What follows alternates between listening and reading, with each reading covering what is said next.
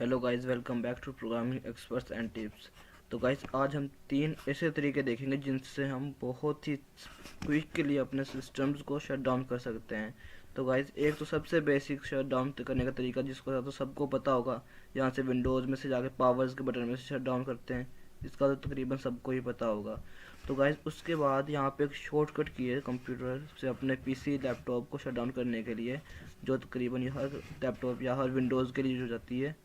तो वो है Alt F4। अगर Alt F4 हम प्रेस करेंगे तो इस तरह की कुछ स्क्रीन हमारे सामने नज़र आएगी। तो ये देखें, मैंने Alt F4 प्रेस किया तो यहाँ पे ये इस तरह की कुछ स्क्रीन नज़र आएगी, जिस पे हम यहाँ से स्विच यूज़र कर सकते हैं, sign out, sleep, shut down, restart वगैरह कर सकते हैं। ठीक है, तो उसके बाद हम यहाँ पे ओके पे क्लिक करेंगे तो वो हमारा सिस्टम शट डाउन वगैरह हो जाएगा। इसको फ़िलहाल तो मैं यहाँ से कैंसिल करता हूँ। उसके बाद एक और तरीका है जिससे हम एक शॉर्टकट क्रिएट कर सकते हैं अपने सिस्टम को शट डाउन करने के लिए। तो उसके बाद मैंने इसको राइट क्लिक किया, यहाँ पे न्यू पे आकर मैंने एक फ़ोल्डर यहाँ पे से एक शॉर्टकट बनाया। तो यहाँ पे मैं इसका एक नाम डाल देता हूँ, इसकी एक्सटेंशन डालता हूँ परसेंटेज विंटर। उसके बाद यहाँ से विंटर है, उसके बाद परसेंटेज बैकस्लैश, उसके बाद यहाँ पे आएगा सिस्टम 32, तो ये वाला एस कैपिटल होगा। उसके बाद एक और बैकस्लैश, उसके बाद यहाँ पे आएगा स्लाइड। तो ये देखिए हमारे पास नीचे आ चुकी है इस तरह की।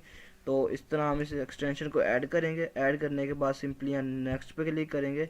उसके बाद टाइप अपना नाम रखेंगे, इसको अपनी फाइल का नाम रखेंगे। हम यहाँ पे रखते हैं शट पीसी